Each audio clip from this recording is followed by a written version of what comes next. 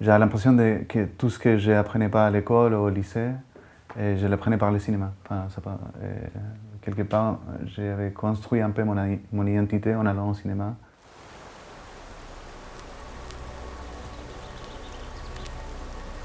J'ai pris des cours de cinéma dans des centres culturels.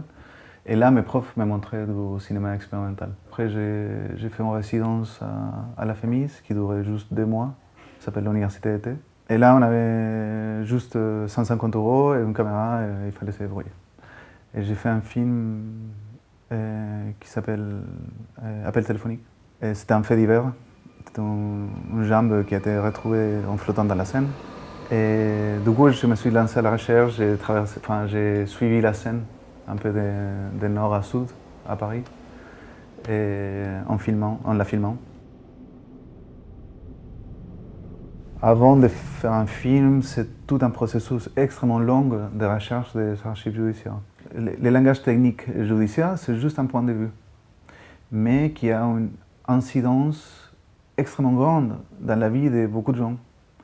Et que parfois, juste par des technicismes du langage, quelqu'un peut aller en prison pendant une quinzaine d'années et on ne se pose pas la question si le problème c'est l'organisation de ce langage.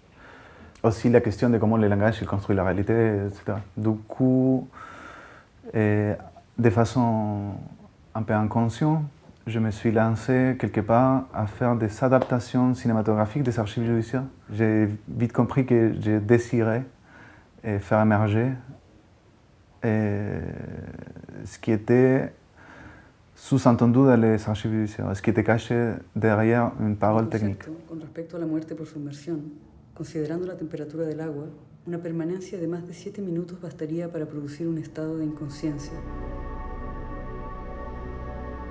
Par exemple, pour Una luna de hierro, la question c'était qu'est-ce qu'on devient après la mort et qu'est-ce qu'on devient pour les autres après la mort. On peut devenir un fait divers, on peut devenir une chanson populaire, on peut devenir un reportage télé, on peut devenir une mémoire, on peut devenir une représentation fictionnelle. Du coup, j'ai l'impression qu'on se multiplie et qu'on devient plusieurs choses une fois qu'on disparaît.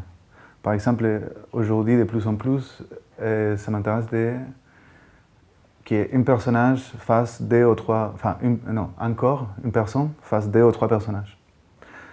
Et d'une scène à l'autre, quelqu'un joue complètement différent à comme cette personne jouait 5 minutes avant. Ou une personne qui est en train de donner une interview, que 15 minutes après, dans le film, cette personne-là, elle va soit le narrateur du film, soit un personnage fictionnel. Et c'est quelque chose qui est toujours important dans le processus des films que j'ai fait. Je parle beaucoup avec les gens et j'essaye parfois de les installer en mémoire, de certaines mémoires qui parfois n'existent pas. Se tiran todos por año, por cada año se tiran todos en esa forma. Y esos mueren así como el que encontré yo. Hasta que yo ya no tenía más que ponerle, así que agarré y digo, bueno, ¿ahora qué hago? Du coup, cette modalité du langage dans laquelle on dit quelque chose, mais on n'est pas complètement responsable de ce qu'on dit, ça correspond au mythe, je crois. Enfin, pas au mythe, à la légende. Et ces histoires de gènes, de corps qui apparaissent dans les plages, au Chili, en Patagonie, et tout le monde connaît l'histoire.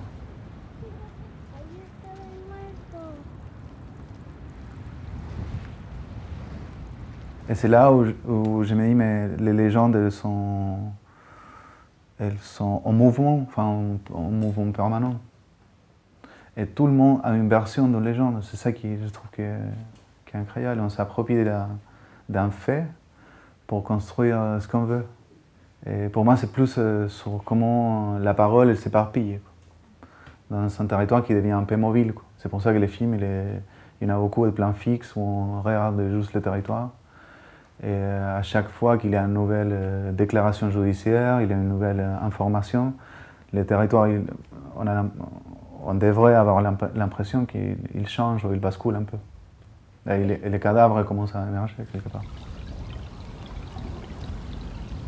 Il y a pas très longtemps, j'ai entendu une phrase de Haroun Farroukhi. Et il disait il y a 3 choses qu'on ne peut pas arrêter de regarder si elles sont en face de nous. C'est le feu, de l'eau et quelqu'un qui travaille. C'est un peu vrai, je trouve.